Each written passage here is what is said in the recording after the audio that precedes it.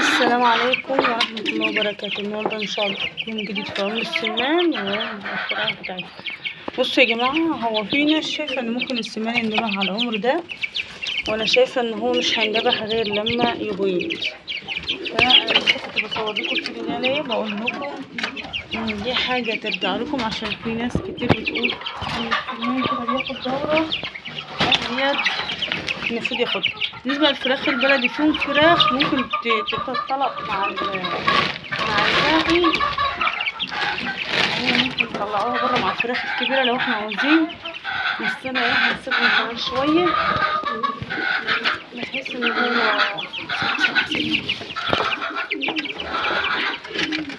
ان طول ما السمان بياكلها تاكل معاه.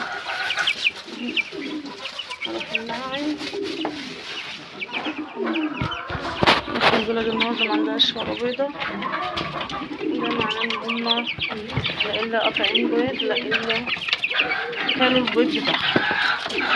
كلتا الحالتين هنعالج موضوع قطعان البيض وموضوع اكلانه. لو بياكلوا عندك في البيت يبقى تعمليهم ايه، ياكلوا املاح وكالسيوم وحاجات من دي.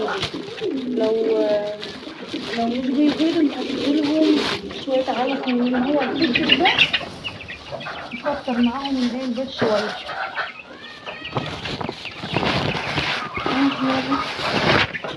يا جماعة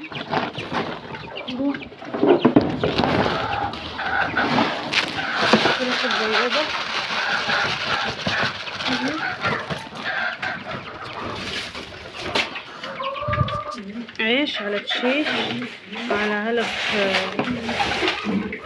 نامي، نشرب رز ابيض.